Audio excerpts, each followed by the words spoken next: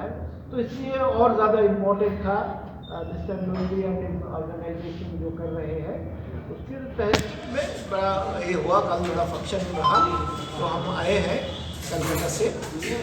हम लोगों का एक ही निवेदन है सरकार से कि नेताजी को लेके जो भी चल रहा है बहुत लोग इसका फायदा उठा रहे हैं और ये 70 साल से ऊपर हो गया, ये बहुत समय हो गया कि सरकार जहाँ तक संभव है, हाँ हम मोदी जी के आभारी हैं कि उन्होंने 303 फाइलें डिक्लासिफाई ज़रूर किए हैं, मगर वो सफिशिएंट नहीं है क्योंकि आज भी होम मिनिस्ट्री के पास 38 फाइलें हैं जो क्लासिफाइड फाइल्स हैं।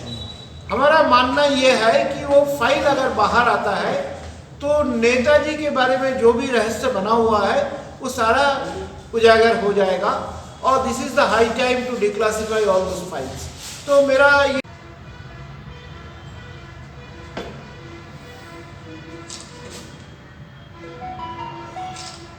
नमस्कार फ्रेंड्स, आज अम्लान कुसुम घोष एक ऐसा व्यक्तित्व जिन्होंने सुभाष बाबू के ऊपर, नेताजी के ऊपर बहुत बेहतर काम किया।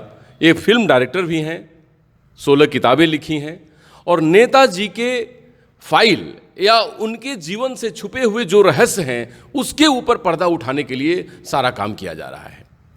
अब इनके परिचय के बाद मैं बताऊं कि जिस शख्सियत के बारे में हम सभी लोग काम कर रहे हैं, हमारे पुरोधा समाज सेवक और इस नगर के गार्जियन स्वरूप शेखर डे साहब और बाकी और गण्यमान्य लोग भी हैं। इन सब लोगों का एक उद्देश्य है कि हम सब लोग जो हमारे देश के रत्न, हमारे देश के वो पुत्र जो भारत माँ के लिए एक एक कतरा उस जमीन पर कुर्बान कर दिया, लेकिन उनको वो न्याय नहीं मिल सका, वो उचित स्थान नहीं मिला जो मिलना चाहिए था। मैं उस शख्सियत की अगर बात करूं तो सिर्फ और सिर्फ एक ही नाम आता है, नेताजी सुभाष चंद्र बोस। तो सुभाष बाबू एक ऐसे व्यक्तित्व कि जब चलते थे धरती पे तो धरती माँ उनको सलाम करती थी कि मैं गौरवान्वित हूं कि मैंने ऐसे बेटे को जन्म दिया है जिसका नाम है सुभाष चंद्र बोस। सुभाष चंद्र बोस आज़ादी की लड़ाई में भारत से और पूरी दुनिया से इस तरह से कमान कसा था कि हमारे मेजर जनरल बख्शी और बहुत ऐसे लोग जो कि कहते हैं मिलिट्री रिसर्च के अनुसार कि नेताजी का अगर पूरे विश्व पे और पूरे इंडियन नेशनल आर्मी के तौर पे जो उन्होंने संगठन बनाई थी और पूरा दबाव बनाया था अंग्रेजों के ऊपर, अगर वो दबाव नहीं होता तो अंग्रेज भारत को आज़ाद नहीं करते, क्योंकि उनको एक ही व्यक्ति से खतरा था, वो था नेताजी सुभाष चंद्र बोस।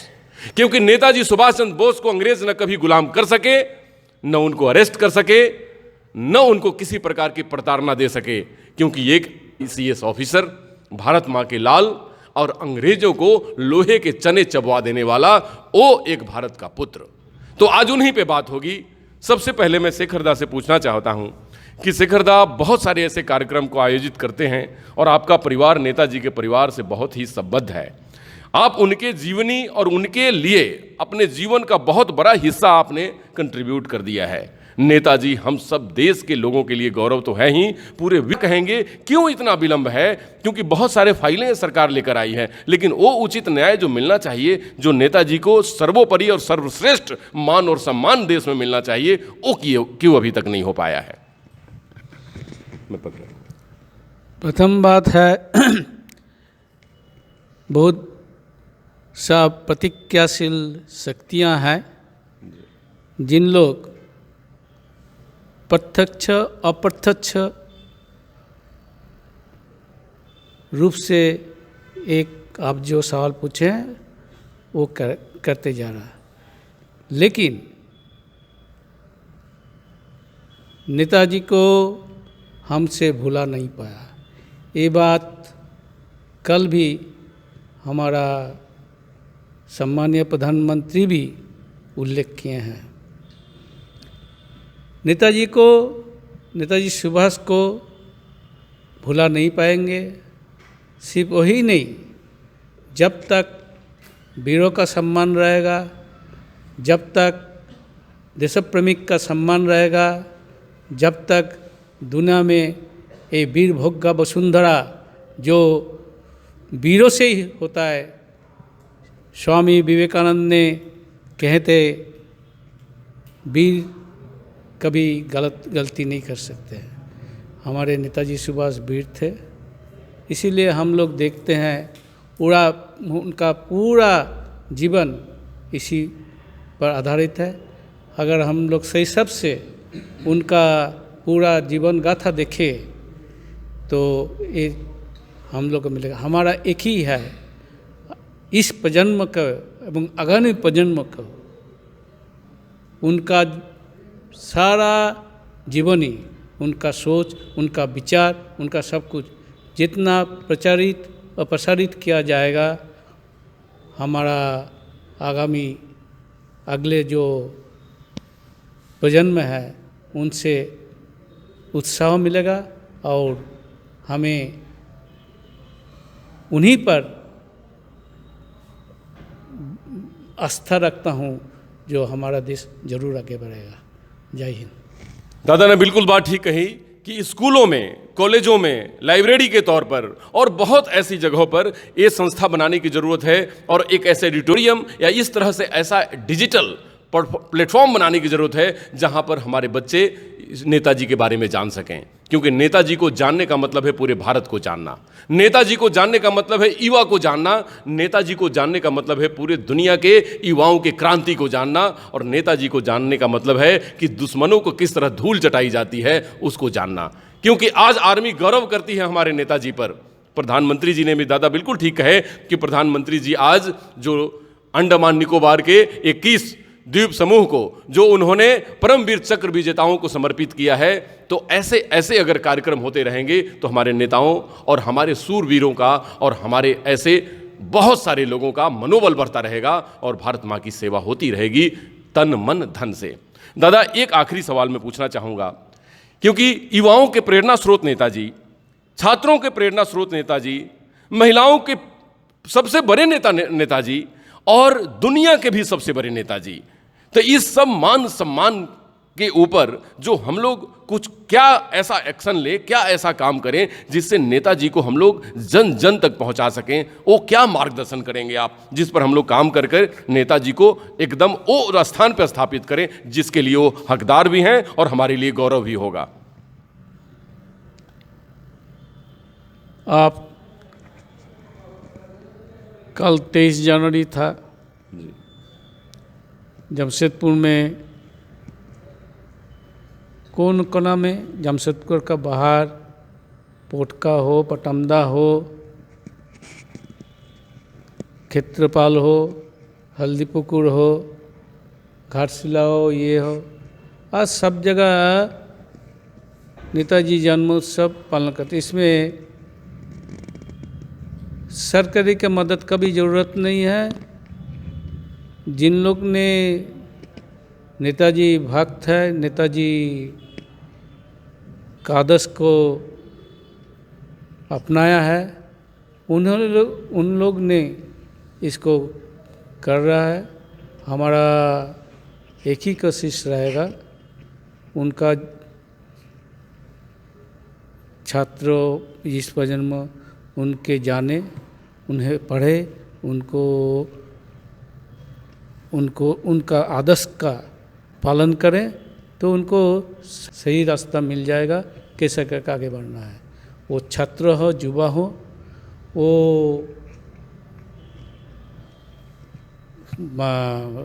गृही हो, सन्यासी हो, सबके लिए है। हम इसका पहले एक बार कलकत्ता का रामकृष्ण मिशन गोल पार्क में थे, वहाँ का सन्यासी जो इंचार्ज थे वो भी सुभाष सांस्कृतिक में अंशग्रहण किए थे और उन्होंने भी नेताजी सुभाष के बारे में जो विचार रखा है वो बहुत सा हम लोग पंडित व्यक्ति से भी सुभाष चंद्र बोस का विचारधारा ये सबका पास हम लोग ले जा नहीं सकते हैं। उसमें सब सकारात्मक भावनाएं है, कोई नेतिवाचक का नहीं है। आज नेताजी सुभाष जरूर हम लोग का रास्ता दिखाएंगे।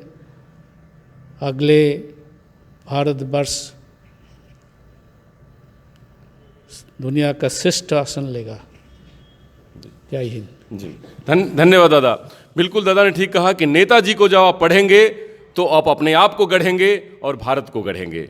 और इस मुहिम पर हम सभी, यहाँ तक इंडिया टीवी ऑनलाइन भी और पूरे देश के युवाओं को प्रेरणा देने और प्रेरणा लेने की ज़रूरत है, क्योंकि इन्होंने एक ही बात कही, आप पढ़ें, देश को गढ़ें। नेताजी को पढ़ेंगे तो खुद को भी गढ़ेंगे और देश को भी गढ़ेंगे। मैं इतना ज़रूर कहता हूँ कि अब हमारे बीच जो शख्सियत हैं, अमलदा आए हैं कोलकाता से, और ये बहुत उनके ऊपर रिसर्च किए हुए हैं, उस व्यक्ति के ऊपर रिसर्च किए हैं कि जिनका नाम आज हम बापू कहते हैं, वो बापू का सबसे पहला शब्द उच्चारण करने वाला नेताजी सुभाष चंद्र बोस ही थे, जिन्होंने गांधी जी को बापू कहा था। और वो बापू आज पूरी दुनिया में प्रचलित है और उसी बापू के नाम से गांधी जी जाने जाते हैं। मतलब अपने बड़े नेताओं को किस तरह इज्जत दिया जाता है, रिस्पेक्ट दी जाती है, कोई नेताजी से सीखे। क्योंकि नेताजी ने सब कुछ कुर्बान कर दिया, पार्टी की अध्यक्षता भी कुर्बान कर दी, किसी भी प्रकार का कोई लस्ट नहीं रखा सरकार और संगठन से, और गांधी जी को हमेशा सर्वोपरि मानते रहे। और उन्होंने यहाँ तक बापू हमेशा कहा और उनकी पद चिन्हों पे चलते रहे। लेकिन एक बार विरोध जरूर उन्होंने किया था और कहा था कि बापू, अगर आप उन विचारों पे लेकर नहीं चलोगे जिससे भारत माँ की आज़ादी संभव है, तो मैं आपसे थोड़ा सा अलग होऊंगा और मैं अपने तरीके से आज़ादी पाने की कोशिश करूंगा। गांधी जी ने ना हाँ कहा था ना कहा था। नेताजी ने उसी वक्त कहा जाता है कि ना कुछ बोलना भी आपकी हामी होती है। शायद गांधी जी ने उनको हाँ ही कहा था, क्योंकि वो चुप रह गए थे। इसके बाद नेताजी की सारी संघर्ष की गाथा शुरू होती है और उसी के विषय में इनका रिसर्च है और बहुत बड़ा काम है। अमलंदा, आप बताएं कि आपने बड़ी फिल्म भी बनाई है, डायरेक्टर भी आप रहे हैं, नेताजी के बारे में वो क्या खास बात है जो आपने रिसर्च में लोगों को सामने लाना चाहते हैं, क्योंकि वो बहुत ज़रूरी है हमारे देश के युवाओं के सामने आना, क्योंकि नेताजी सिर्फ भारत के नेता नहीं थे, विश्व के नेता हैं।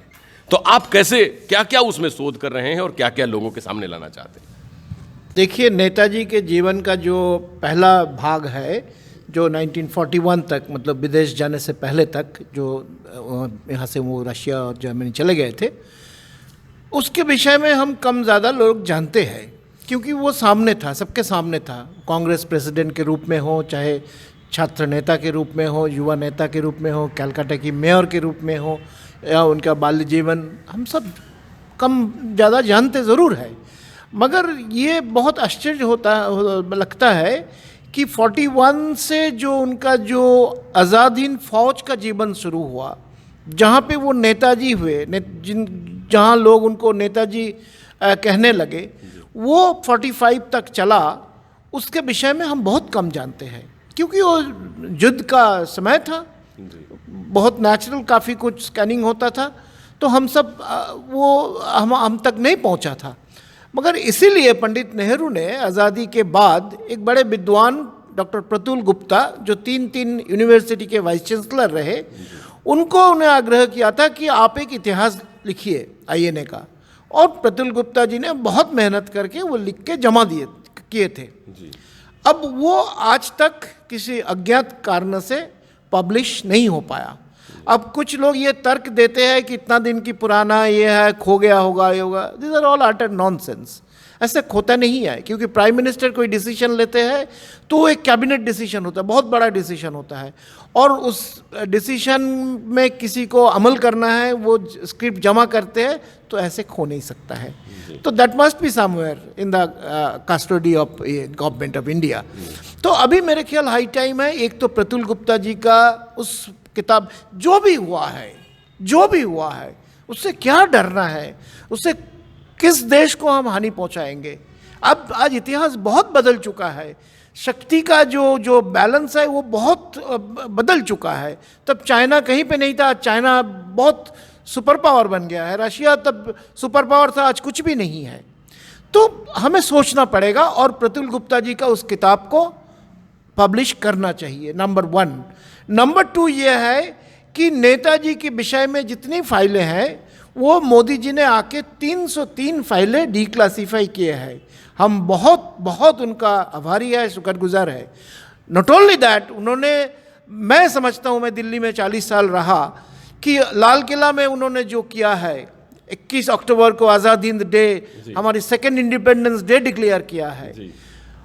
कर्तव्य पथ में जो जहाँ पे वो पंचम जॉर्ज का ये था, उस मूर्ति हट गया था, खाली पड़ा था इतना दिन, बड़ा कोशिश हुआ था पंडित नेहरू का मूर्ति बैठाना और गांधी जी का मूर्ति बैठाना, वहाँ पे उन्होंने 24 फुट का नेताजी का मूर्ति बैठा दिया। और आप जाएंगे देखेंगे तो वो एक नेशनल फेस्टिवल लगता है, हर शाम वहाँ पे एक नेशनल फेस्टिवल सा लगता है। मुझे बड़ा, बहुत ही मतलब मैं इसमें कह सकता हूँ कि रिसेंटली मैंने गया तो देखा सब लोगों ने सेल्फी ले रहे हैं, उसमें मुस्लिम परिवार जो आमतौर पे होता नहीं है, उनकी लेडीज़ लोग जो है वो बरखा उठा के और सेल्फी ले रहे हैं। मुझे इतना अच्छा लगा कि एक नेशनल मतलब फेस्टिवल का मूड है।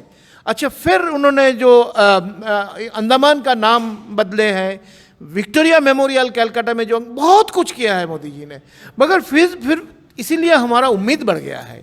तो हम चाहते हैं मोदी जी भगवान करे और रहे, काम करे देश के लिए, सब ठीक है, मगर जो 38 फाइलें, जो क्लासिफाइड फाइल आज भी पड़ा हुआ है, उसको वो सबके समक्ष लाए तो देश अपने आप जान जाएंगे कि नेताजी के जीवन में हुआ क्या। और सेकेंडली देखिए, नेशनल हॉलिडे का बड़ा ये उठा है। नेशनल हॉलिडे मेरे ख्याल में होना चाहिए, 23 जनवरी नेशनल हॉलिडे होना चाहिए, नंबर 1। नंबर 2 है, जो स्कूल कॉलेज लेवल में जो सिलेबस में है वो इनाफ नहीं है जी। जो NCERT ने थोड़ा चेंज किया है, उस कमेटी में जो लोग थे उनसे मेरा बातचीत हुआ, दैट्स नॉट इनफ, अभी बहुत कुछ करना बाकी है। और यूनिवर्सिटी लेवल में नेताजी को लेकर रिसर्च करने के लिए बहुत मटेरियल पड़ा हुआ है। आप इसमें अगर प्रोत्साहन देंगे तो देश आगे बढ़ेगा, क्योंकि नेताजी के जीवन से हम जो सबसे ज़्यादा पाते हैं वो है देश प्रेम, देशभक्ति। और देशभक्ति के बिना कोई देश आगे नहीं बढ़ सकता है। जैसे इन्होंने कहा हमारे देश साहब ने, शेखर जी ने, कि बंकिम चंद्र चट्टोपाध्याय का उन्होंने एक कोट किया है, जो इतिहास के बारे में जो लोग मतलब इग्नोरेंट है, उस जाति आगे नहीं बढ़ सकता है। इतिहास का ज्ञान बहुत ज़रूरी है और इतिहास से ही फ्यूचर बनता है, जैसे आपने कहा, ये नेताजी ने भी कहा था। तो मेरे ख्याल में दिस इज़ हाई टाइम, हम लोगों को सबको ये आवाज़ उठाना चाहिए। इसमें कोई पॉलिटिक्स नहीं, इसमें कोई भाषा, कोई प्रांतिकता, कुछ जात धर्म कुछ नहीं है, कि नेताजी के जो क्लासिफाइड फाइल्स है उसको डिक्लासिफाई किया जाए और INA का जो हिस्ट्री लिखा गया था डॉक्टर प्रतुल गुप्ता द्वारा, उसको पब्लिश किया जाए। जी, बहुत बहुत धन्यवाद। देखिए, ये युवाओं की डिमांड है, पूरे विश्व की डिमांड है। आज जॉर्ज पंचम की जगह पर जो अमलानदा ने कहा कि आज सुभाष बाबू की जो प्रतिमा लगी है, तो आज सुभाष बाबू की प्रतिमा लगाने से पीछे इस सरकार की ये मंशा होगी कि पहले पूरे सेक्रेटारिएट, पूरे सरकार, पूरे देश के काज जो काम किए जाते हैं जनता के हित में, वो जॉर्ज पंचम के निगरानी में हुआ करते थे, लेकिन वो अब समय बदल गया, अब वो सुभाष बाबू के निगरानी में होते हैं। पूरी सेक्रेटारिएट, यहाँ तक कि सेंट्रल विस्टा एकदम हमारे नेताजी के सामने है। मतलब ऐसा लगता है कि नेताजी सबको सुपरवाइज कर रहे हैं कि आप ऐसे करो, आप ऐसे करो, आप ऐसे करो। ये हमारे देश के प्रणेता हैं। दूसरी बात, जिस नेता से हिटलर भी थर्रा गया था, उस नेता का नाम है सुभाष चंद्र। नेताजी कोई साधारण पुरुष नहीं थे। नेताजी को हम भगवान भी ना बनाएं, क्योंकि नेताजी हम ही सब लोगों के बीच से निकले, हम ही सब लोगों के बीच जैसे संघर्ष किया और हम सब लोगों की तरह ही भारत माँ की सेवा करते रहे। पता नहीं क्यों उनकी फाइल गुमनाम है और क्यों उनको हम गुमनामी बाबा के तौर पे भी जानते हैं। बहुत सारे लोगों का तो ये भी कहना है कि नेताजी की अगर सारे फाइल को ओपन कर दिया जाए तो एक भूकंप हो जाएगा, भूचाल मच जाएगा, क्योंकि माँ धरती या भारत माँ कभी ये बर्दाश्त नहीं करेगी कि उनके उस पुत्र और उस रत्न के खिलाफ इतनी बड़ी साजिश रची गई, जो उस समय की वर्तमान सरकार थी और बहुत बड़े बड़े नेताओं की भी। क्योंकि नेताजी अपने आप में इन टोटल थे, परिपूर्ण थे, और उस परिपूर्णता को पूरा करने के लिए हम सब लोग कृत संकल्पित हैं। नेताजी को जितना हम पढ़ेंगे, अपने जनरेशन को जितना बताएंगे, हमारा भारत उतना ही मजबूत होगा। मेरे 2-3 डिमांड है सरकार से भी, क्योंकि मैं भी एक पर्सन हूं और नेताजी का फॉलोअर हूं। पहला कि ये अमृत काल को, मेरी मोदी जी से अपील है कि अमृत काल को नेताजी को डेडिकेट कर दिया जाए। 75 साल आज़ादी के हुए, 100 साल तक की आज़ादी जब मनाएं तो ये अमृत काल नेताजी को डेडिकेट किया जाए। दूसरी, बहुत सारे लोगों की डिमांड होती है कि करेंसी नोट पर हमारे नेताजी को भी जगह दिया जाए। तीसरी चीज कि सिलेबस के तौर पर नेताजी का एक जीवनी परिचय, लगभग कम से कम 300 पेज का, हमारे सभी कॉलेज और स्कूल में बच्चों को मैंडेटरी कर दिया जाए। वो हर भाषा, हर लिपि में छापी जाए, चाहे वो साउथ इंडिया हो, नॉर्थ इंडिया हो, ईस्ट हो या वेस्ट हो, क्योंकि नेताजी सबके नेता थे। नेताजी में कोई भेद नहीं था, न जाति का, न धर्म का, न रंग का, क्योंकि वो विश्व को भी एक बगीचा समझते थे और इसीलिए पूरा विश्व उनको अपना नेता समझता है। तो मैं गौरवान्वित हूं कि मैं उस धरती पे पैदा लिया जहां पे नेताजी ने जन्म लिया था, और उससे भी गौरवान्वित हूं कि जमशेदपुर की धरती नेताजी के लिए बड़ी प्रिय थी। यहाँ के यूनियन की भी कभी उन्होंने अध्यक्षता की थी, और वो प्रदेश जहां गोमो स्टेशन, जो अब नेताजी सुभाष चंद्र बोस के नाम से है, आखिरी बार वहीं तक लोगों ने उनको देखा था और वहीं से ट्रेन पकड़ी थी, वहीं से उन्होंने अपनी जिंदगी की वो यात्रा शुरू की थी जो आज गुमनाम यात्रा है। लेकिन हमारे नेताजी हमेशा हम सबों के दिल में हैं और रहेंगे, और उनके लिए हम लोगों को जितना कुछ करना होगा, एज ए मीडिया पर्सन होने के नाते मैं वो सब काम करूंगा जिससे हम अपने नेताजी को उस पोजीशन पे, उस जगह पर प्रतिस्थापित कर सकूं जहां पे नेताजी को होना चाहिए। नमस्कार, डॉक्टर अनुषा।